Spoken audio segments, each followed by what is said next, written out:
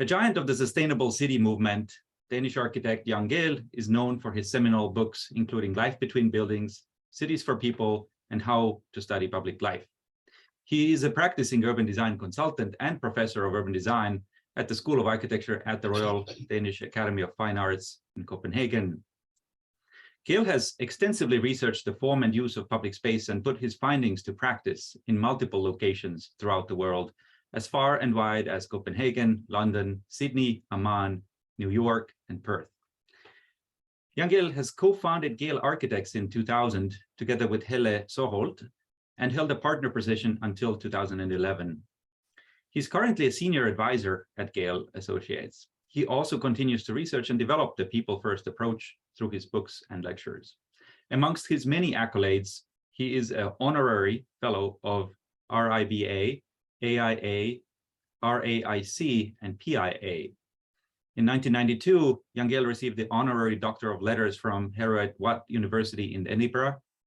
In 1993, he won the Sir Patrick Abercrombie Prize for exemplary contributions to town planning and territorial development from the International Union of Architects. And in 1998, he received the EDRA Places Research Award from the Environmental Design Research Association. In 2015, he won the International Making Cities Livable Louis Mumford Award. In 2017, Jan Gehl was awarded the second Dane in history to receive the keys or the key to the city of Sydney, Australia, after Bjørn Utzon, the famous opera house architect. This year, in 2022, Jan Gehl was awarded the Knight Cross by the Queen of Denmark for his lifetime achievements. He's also on the editorial board of Journal of Architectural and Planning Research, Urban Design International, and Town Planning and Architecture. Without further ado, please join me in welcoming Jan Gehl. And I will stop sharing the screen so you can take over. Of the cities, all the important functions of the city were going on in spaces. Here you walked, here you had markets, here you had processions, here you crowned the kings and punished the lawless people. In the old cities, we always remember the spaces. This is Copenhagen, and here we can remember as all the streets and all the squares, but only 2-3 buildings. That will be the cathedral, the royal castle, and the town hall maybe. That's Copenhagen, the old Copenhagen. Also, if we look at the older representations of city, knowledge map of Rome, we can see that the city is presented as made up of spaces. City is a series of spaces where life can go on. All this was completely turned upside down by the modernists. Now, not the spaces of the city, but the objects in the city were in focus, and whatever was not built upon was leftover land. And if you look at the new cities, you cannot remember any spaces at all because generally there are none. But what you can remember is a number of funny buildings because with the emphasis on the objects, also the architects were set free to do whatever they liked, and they used this opportunity very happily. So, complete new way of looking at cities. With the modernists, we saw a goodbye to the concern for people and social life. People were left to move about in leftover space. Also, we saw a complete abandon of the knowledge of human scale, because now people were floating freely in leftover space before people were moving about in city spaces made for life. Another big earthquake happening almost simultaneously. And I put 1960 as a year where all these things were really rolled out. That was a car invasion, which again pushed people further out of the spaces. The cars invaded both the old cities, in the old city spaces, and they of course formed the new ones. With the cars, in introduction of the cars, there was another goodbye to human scale, and we had now 60 km/h scale big spaces, big signs, no details, as opposed to 5 km/h scale, which was characterized of the old city. Everything was completely turned around. All this was really rolled out from 1960 onwards, because that was the time after the Second World War where we started really to see the expansion of the cities. People were moving from the countryside to the cities, and we saw this enormous building tsunami, where in all the cities were expanding, and they were using modernism and motorism as a way to do this new housing. And how these new ways were influencing people's life, quality of life, virtually nothing was known. And then, of course, we started to hear the first signs of a counter movement. That was the voice of Jane Jacobs from New York, saying that if the modernists and the motorists are to go to make our cities, they will be dead cities and not great cities. That was the first voice.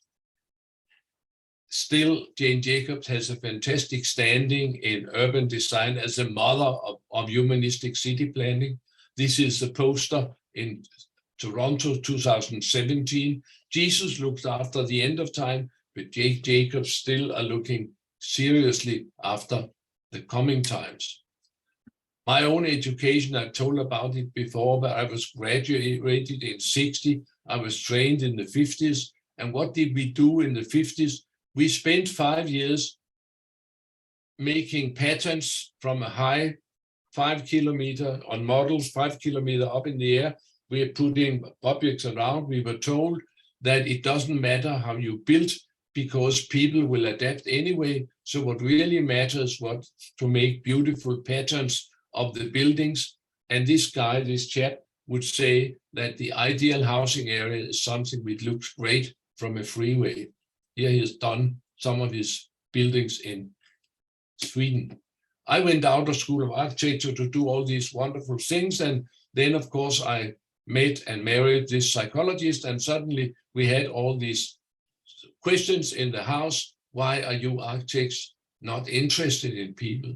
Why don't they teach you anything about people in schools of architecture? That was, of course, very good questions. And in my case, I had to go back to School of Architecture for 40 more years of study. And of course, I went there to hear why they don't talk about people in the first time I was there, and just to realize that nothing was known. We had to figure it out. We had to watch ourselves, to make all the research ourselves. So my task really was to make the people who use the cities, who use architecture, make them visible for my fellow architects and for politicians and developers and the people. I was sitting there for 40 years watching, and out of this came a few books, actually. I think it's about 8, 9 books in 40 languages now.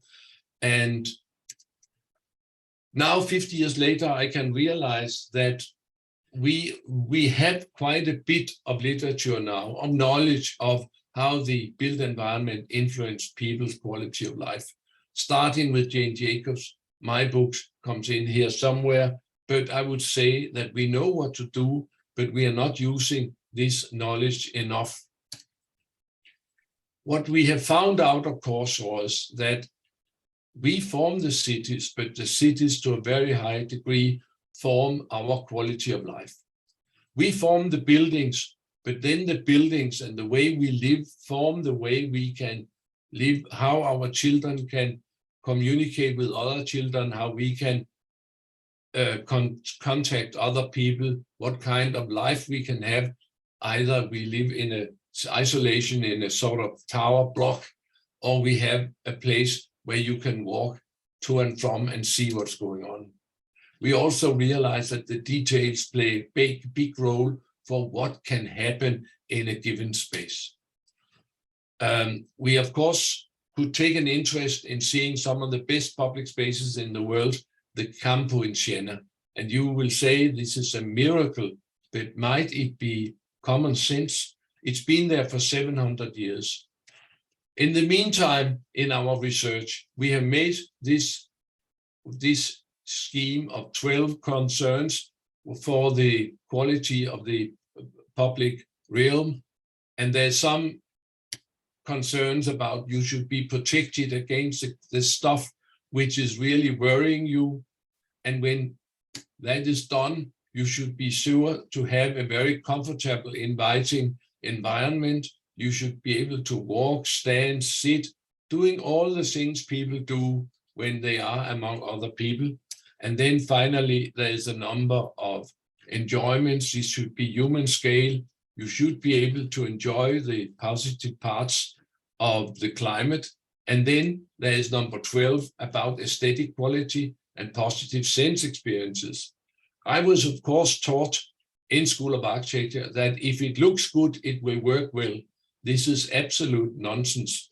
If you do all these things and make sure that furthermore it looks good and you are careful with the architecture and design and the detail, and that you make sure you can enjoy nature, water, vistas, whatever, when all this can be put together with good sense of aesthetic quality, then you will have a good situation. Going back to Siena, to this place here, we can go there and find out that in each of these 12 questions, we have as a resounding, yeah, yeah, yeah, and that may be why it's the best in the world still. It's important to realize that there's much more to walking than walking. Any city can actually have many people walking, but it's interesting that a good city can be seen on the fact that many people have stopped walking because the spaces are so inviting and the situation is so nice that you cannot stop but sitting and enjoy what is going on. So a city with many people not walking is a sure sign of quality. What happens if you forget about this quality criteria? We have two squares here. They have the same number of daily visitors. The top one, all of them are galloping out of the space as fast as they can. And out of the 12 quality criteria, these guys have overlooked about 13. While in the other one, in the bottom, most of the stuff is observed. And here you can repeatedly find 10 times more activity, more people gathering. It's a fantastic difference whether you run out of the place or whether you want to spend as much time as possible in the space. And we can actually decide what we would like to see happening. And sometimes I'll say that a good city is like a good party. People stay much longer than they really needed to do because they are enjoying themselves in the city. And of course, at some point we had a second charter of Athens, and that was 65 years later. And what we said in Athens in 1998 was the completely opposite of modernism: always keep living, work, recreation, and communication integrated and together. It took 65 years really to realize the severe shortcomings of the very technocratic, mechanistic modernism. Also, we've seen that the world is changing, and we have now a number of new demands to the city. We need, as always, a lively, livable city, that people have room to walk and to meet, that we have public space as part of our offer in our daily life, that we can meet our fellow citizens, that we can see people and life. That's attraction number one in cities. And if you think that all the screens and all the digital stuff can make up, that cyberspace can reduce the importance of public space, you just have to look at the architect's perspective drawings. They're always crawling with people being hilariously happy. And that's a sign that it's a good area where you not only have your private life, but also have access to public life, to other people, to fellow citizens. Also today, we have to take much more concern for the sustainability of the world and the cities. And we know, of course, that the more we walk, bicycle, and use public transport, the better it will be for the climate. The doctors are now telling us that we have a serious new syndrome, the sitting syndrome, and that makes it essential that we make the planning so that we move more and sit less. It's really high time to address the sitting syndrome. World Health Organization would say that we should do whatever we can to promote bicycling and walking. Finally, as a new demand to urban design and cities, we have an increasing number of elderly people, 20-25%. They are generally rather well and have 20 good years in front of them. And we have to make the cities so they are really wonderful, not only for the children, but also for the growing number of elderly people which are in our communities. So summing all this up, looking carefully after people in city planning, you will address the 4 issues. You will have livable, sustainable, healthy, and good cities to be old in. Then we can ask, are there cities who are doing this, doing whatever they can to promote walking and bicycling? And I've seen so much in my time that I can tell you that cities all over the world are now in various stages of doing just that just now. I could tell you about Melbourne, Sydney, New York, but not about Moscow, of course, anymore. But I'll concentrate on Copenhagen, where they have seen a fantastic turnaround. In 60 years has passed since they started with the people first policy in the city of Copenhagen. Copenhagen, like any other city, was completely swamped with cars in the 50s and 60s, and this is how the city looked at that point. All this has been changed, and it started in 62 that they took the cars, the traffic out of Main Street. Everybody thought it would not work. It worked wonderfully, and we started to see a public space culture of walking and bicycling in earnest in Copenhagen, which has been going on ever after because of the success. This was very early. This was at the same time as Jane Jacobs sat in New York and fought with Robert Moses and wrote a book. They took the cars out of Main Street in Copenhagen. And then Copenhagen did more and more. All the squares in Copenhagen were turned from parking spaces into people spaces. All the waterfronts were dedicated to people as years go by. And what is the reason for this change, or a very important factor, is this factor that what you count, you care for. Copenhagen has had one of 3 schools, prominent schools, where the relationship between physical form and life has been studied.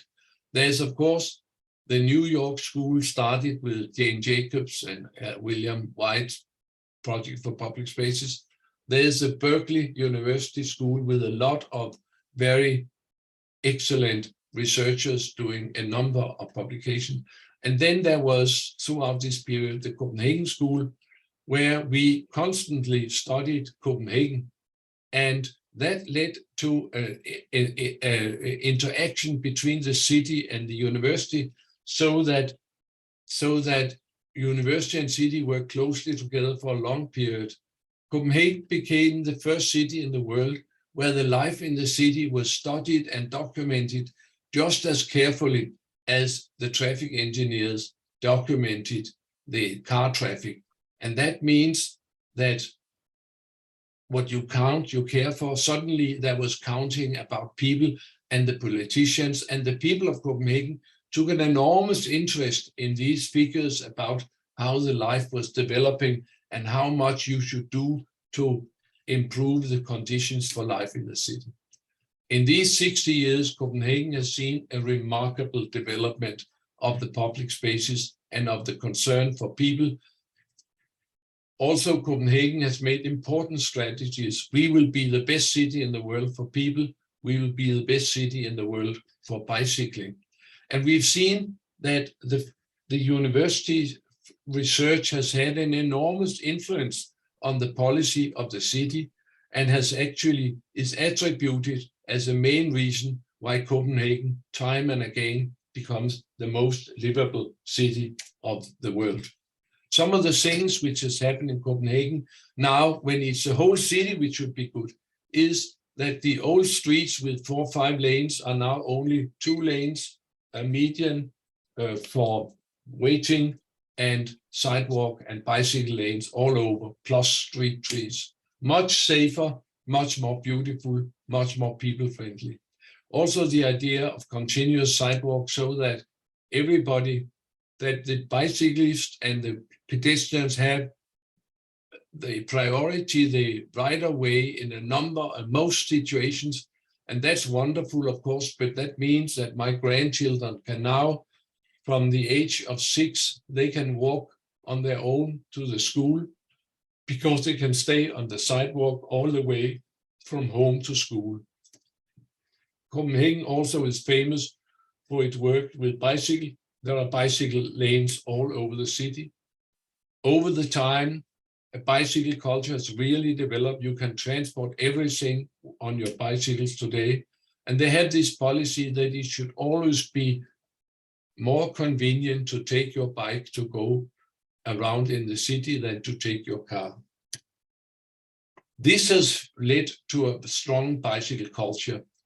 And in 2019, 49% of all people commuting to the city were doing it on bicycles. 10 years ago, it was 10% lower. And what we have learned from a city like Copenhagen, that given good invitation, you will have more walking, more public life, and more bicycling. And to me, that's really a policy for the 21st century. What happens when you do all these awful things to a city, to narrow the lanes, to take away streets, to widen the sidewalks, to take away parking spaces? What happens? The Minister of Culture changes the architecture policy, so now architecture should put people first. What happens when you do all these awful things?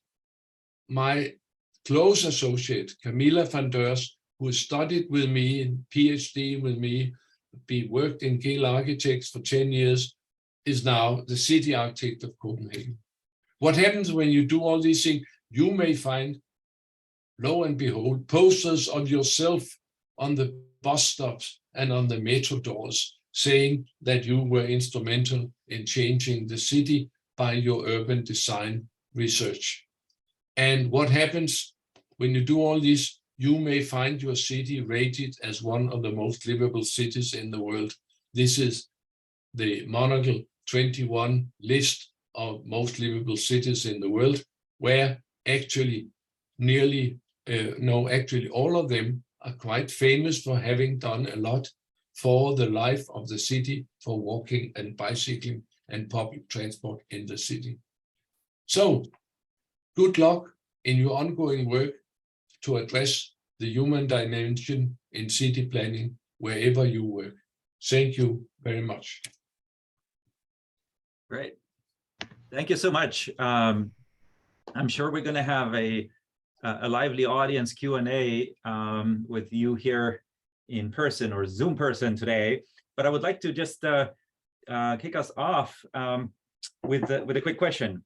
You've been doing this work for decades now, and literally all over the world and almost all continents, I would imagine. Can you talk a little bit about how your own approach or methods for studying public life has evolved or changed over the time, or what has stayed constant, and what may have surprised you over the years? What things have what do you think has become more effective as a way of documenting how people use, what understandings built out of that, and perhaps also how human behavior may have either been more or less consistent or changed as a result of certain trends in society? Let's start with the last one. 50 years ago, I published the first book, Life Between Buildings. And just now I'm sitting working on putting out number 8 version, 52 years after the first version.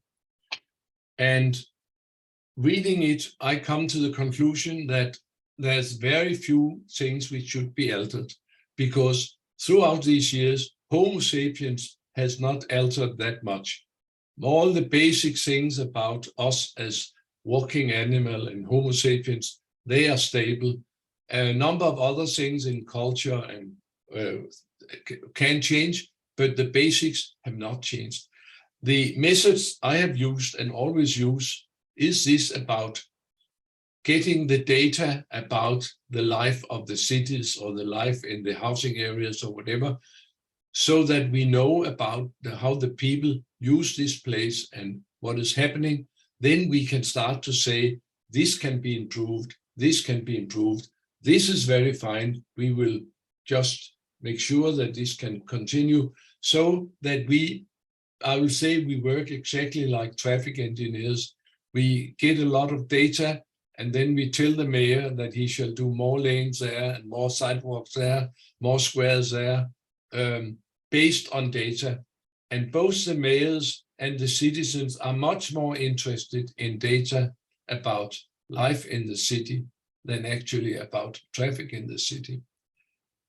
So I remember a few years ago at a different lecture, you were advocating that city governments, perhaps in addition to, or perhaps instead of traffic departments, ought to have departments dedicated to public space or pedestrian well-being, etc. Have you seen that come to an actual institutional home in any of the cities you work in? That's what we have done in Copenhagen for years and years, and many other cities have taken that up. It started out by separate departments for public life and pedestrians and bicycles, but now it's amalgamated in departments for civic design or urban design, where all the things are looked at the same time and together. But it's important that what you count, you care for, that you also have data about the life, so that it is not shrouded in mystery what is happening in the city and what we can do to improve the situation. I think it's interesting now with all the old people that we have a new situation we have to address. I know that being myself a little bit of age, I have to walk 10,000 steps a day. That's a long distance, my friend. And you have to have a very nice city to do these long walks in. And so there's a great burden on us to make better city for people all over the place. Thank you. I will hand it over to Ari, who can perhaps summarize what has come out of the chat session so far. Yeah, wonderful. Thank you, Andres. And thank you, Professor Gehl, for such a thought-provoking presentation. So maybe I'll start with a common theme that was common in several questions about the president in urban design. So you mentioned Piazza del Campo in Siena. You also mentioned many, like the main street in Copenhagen. And some of us were wondering whether you can also touch upon other examples, other successful examples beyond those that you consider sort of important precedents of how cities and neighborhoods have been retrofitted from maybe like a car-oriented design to accommodate more of like pedestrian-oriented design. Of course, it's much easier. In the old cities, they were made for people, and then they were invaded by motor cars. So going into the old cities and cleaning them up and putting the cars away and giving it back to the people, that's easy because the spaces are there and they're wonderful. But we have done a number of remarkable turnarounds in ultra-modern cities. One could mention the work of closing Broadway and freeing Times Square and Herald Square so that there could be public space in these places, which were immediately taken over. The main street, the city center of Sydney used to be a mess of buses and fumes and cars and noise.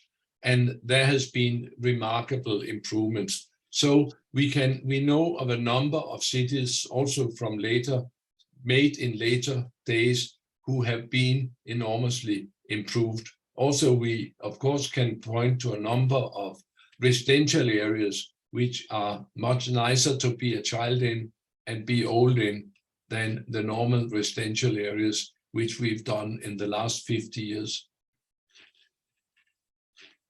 Thank you.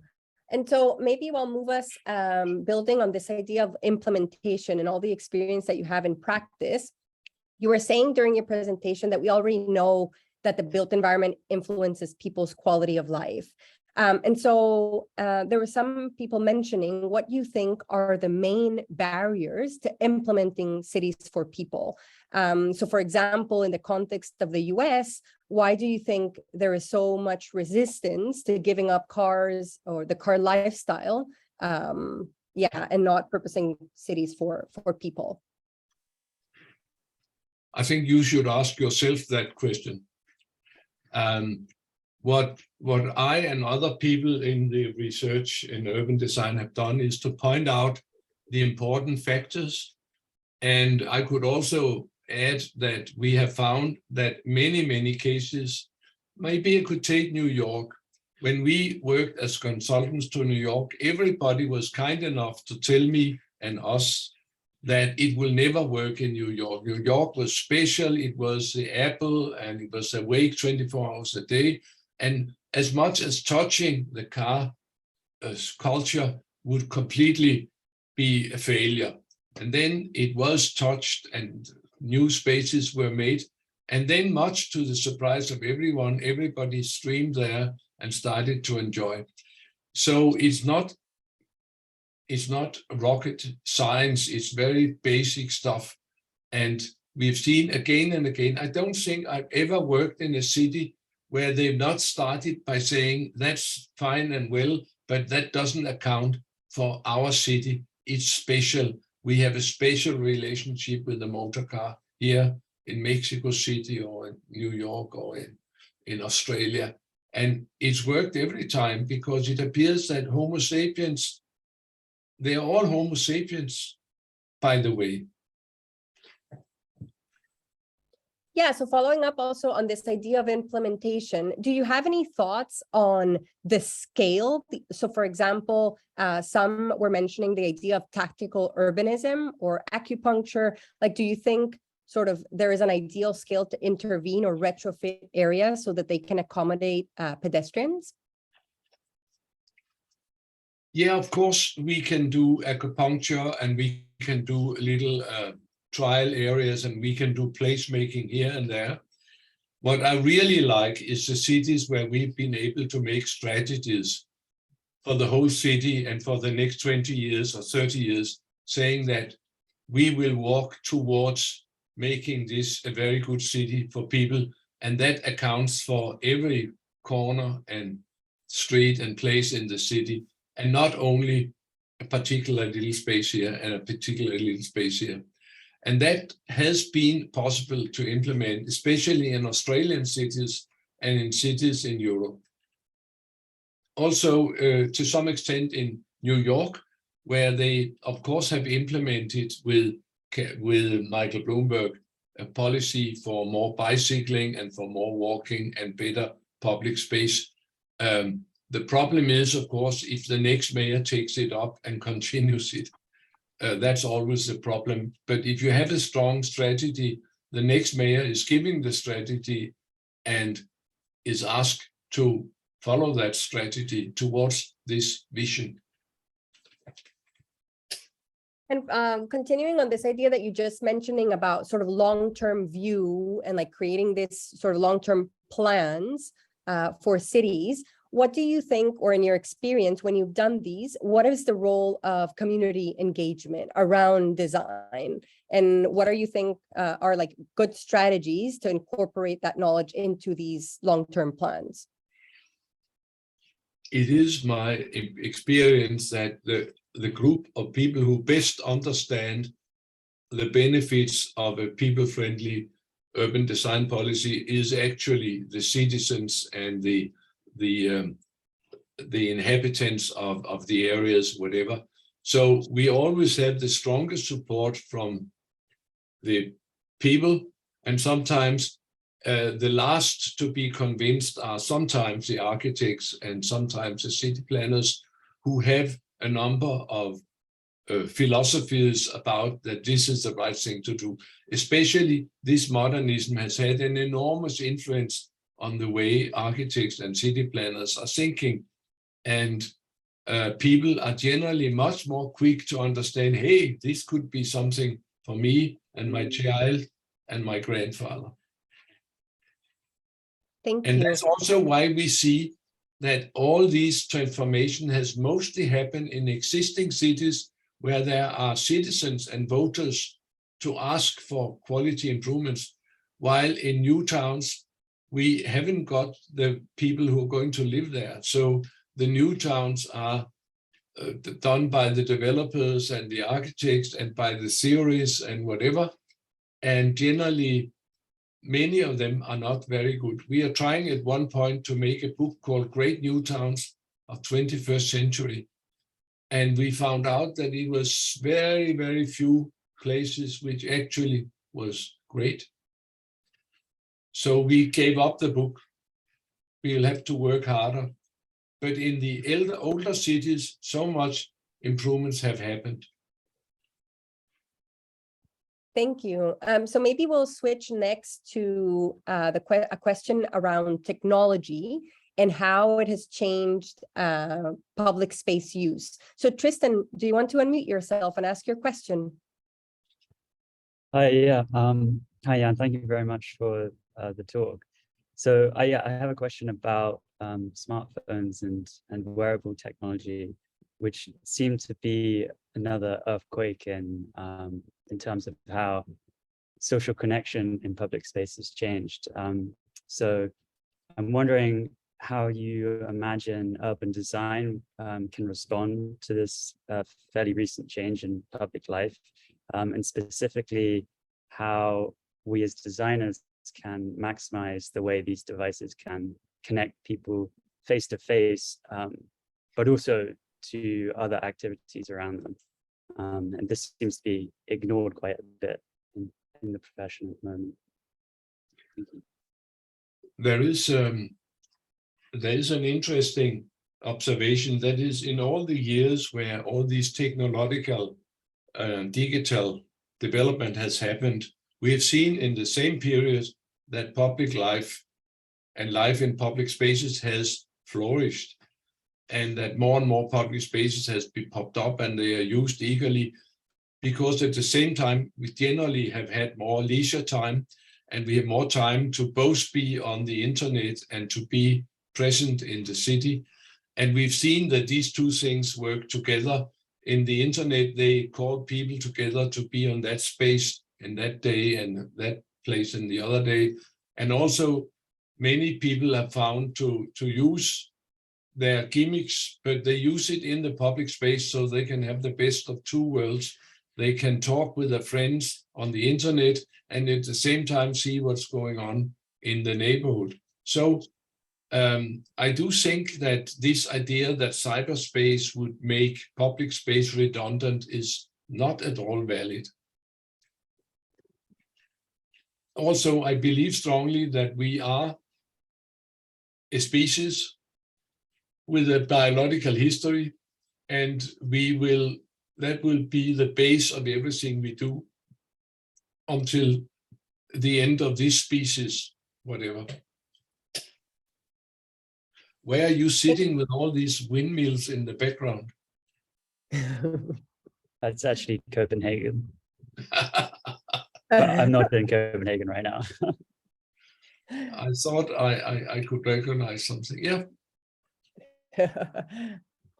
All right, Professor Gehl, maybe we can switch to a final topic that people were mentioning about this sort of tension between density or livable cities and affordability. And so in particular, some were wondering what's the role for planners, or how do you think they can advocate for sustainable neighborhoods while also making the cities more attractive and livable, which we know might increase housing prices? It is interesting that there are many different investments in movement mobility systems, but by far the cheapest you can do is to make a city which is good for walking and bicycling. And then, of course, many of the public transportation means are cheaper than giving each person a ton of steel and 4 rubber wheels and push them out on the streets. So if we start with what I talked about, the walking and the bicycling, that is the cheapest you can do of everything. In many developing countries, they do that very much, use their investments in that area and forget about doing any more for the 20% who have access to motor car. So this people first policy, that is good for cities all over the world, regardless of economy. That is good for, it's very good for economy, and you can start tomorrow. You don't have to wait for the invention of the autonomous car or other gimmicks, smart city or anything. You can just start tomorrow. It's very cheap. It's for everyone. And it makes the city better for all age groups and all income groups. So I can see really nothing which should hold you up. Thank you. And maybe related to sort of the verticalization or the livability of cities and how it relates to density. There were some questions also of this in the context of Asian cities like Singapore, Tokyo, where sort of high rises, we need them to accommodate sort of the high density of people in the area. And so some were wondering if you can speak a little bit about verticalization and how to sort of strike that balance between high rises and cities for people, if at all possible. Not easy to talk about. I had some good discussions with the Minister of Planning in Singapore, where they have a serious problem in Singapore because they can build no more roads because then they have no water for drinking if they asphalt more of that little island of Singapore. And we talked about that Singapore might be the first city in the world where private automobiles really were superseded by walking, bicycling, and public transportation, which could be really dense. In such a dense city, you could have a really fantastic public transportation system, and you can have short distances from the stations to the various destinations. And actually, much to my surprise, our company has been involved in making a bicycle plan for Singapore, which I thought would be the last place in the world because it's so hot and it's so humid. But they realized that they had no room to have cars for everybody, so they had to go in other directions. So that was a completely other way of doing things. Just as a quick follow-up to this discussion on Singapore, I think Singapore also portrays a very interesting case of a city where priorities had to be weighed in the 1960s, 1970s as to accommodating a lot of housing very rapidly in mass standardized means, which is effectively the modernist model that you started out with, versus balancing sort of the gradual growth of a high quality city. Singapore chose a path to house people to avoid mass, essentially informal settlements that were part of the Singapore urban fabric in the 1950s. And in many discussions, China has been also praised for the fact that with this kind of unprecedented rate of urbanization, it has managed to keep up housing and not really faced an enormous homelessness crisis or informal settlement crisis. But that is clearly one of those tensions that city governments, especially in rapidly industrializing or rapidly urbanizing areas, faces, balancing low-cost mass housing versus quality, which tends to come with much more gradual urban growth rather than large, quick projects that deliver thousands and thousands of units of housing. How do you balance that discussion in those environments? Actually, we have been involved in China in several projects, and much to our surprise, we found that instead of building some particular cities or new towns that they were working on, instead of building them in a modernistic way, we could just make exactly the same number of square meters by making smaller blocks and lower blocks and putting them on, squeezing them together, not having too much wasteland lying between the blocks, that actually with the same number of square meters, you would have a fairly nice city if you didn't use modernistic principles, but used urbanistic principles. And that I found very interesting. Mm-hmm. And of course, that has had influence. I would normally say that the only place in the world where all my books have been translated and published will be China, but they haven't had time to read them yet. But there are signs that they are reading them now, and there are examples of very interesting new stuff, trying to humanize some of the very inhuman new settlements they made over there. Mm-hmm. Thank you, Professor Gehl. So we have a couple of questions left. The first one is about the pandemic and whether you think that the pandemic gave us like important key lessons about how we manage and sort of design spaces for people, and whether you think these lessons are going to be carried over for the long term.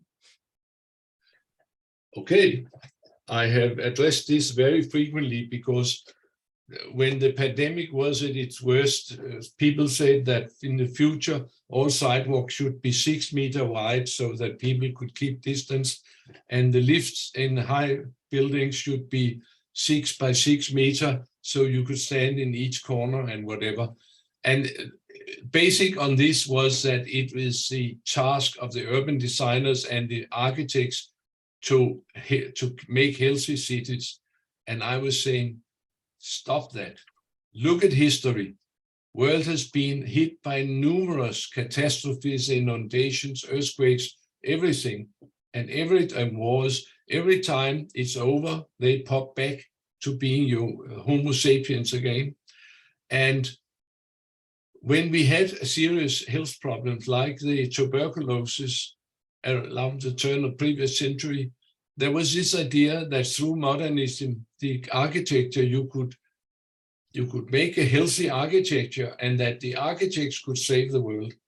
Before we built all these modernistic blocks, the doctors have made the vaccine and the cures and insulin and sort of not insulin, penicillin. So the doctors are always quicker than the architects to solve the health problems. So we should concentrate on solve the basic human problems of settlement.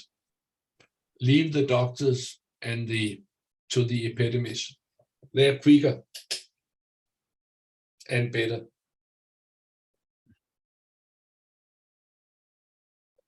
Thank you, Professor Gehl. So maybe on a final note, in the couple of minutes that we have left, and so we can leave on a positive note, could you talk a little bit about what you think are sort of the key questions that researchers interested in public space should be focusing on? I do think that still very many schools of architecture and urban design and planning, they do far too little to tell about people. I think that the good results are much more out in the neighborhoods and in the cities, while still the architecture schools, many of them are sitting, still teaching that aesthetics is the main thing, and you don't have, people will adapt, and if it looks good, it will work well, whatever. So I really think that an effort in teaching the people who are planning our environments could be a very good place to do improvements. I've been actually surprised to see how little has happened in the education of architects in the 50 years I've been in that trade. Thank you, you. Professor Gehl. I think we're running out of time, and so Andres, back to you. Well, Thank you so much. This is really, I think, a good pointer and very much in line also with the essence of this very talk series in the fall, which tries to connect urban science work or any scientific approaches to city design with the practice and scholarship of city design. So please join me in thanking Professor Gehl for a great presentation today. We'll be very happy to share the chat with you as well in a follow-up email, so you will see extra questions that may have come out, as well as where the audience was connecting from. So I'll follow up on this. And I also would like to highlight to the folks who are still in the room that next week we will have Arthur Jemison, who is the new director of the BPDA, the Boston Planning and Redevelopment Authority, also a DUS graduate, joining us on Monday. So please join us again. We will finish here. Professor Gehl I'll open a breakout room just so that we can wrap up if you have a few minutes. And the overall room will close after that. Thank you all, and see you again next week.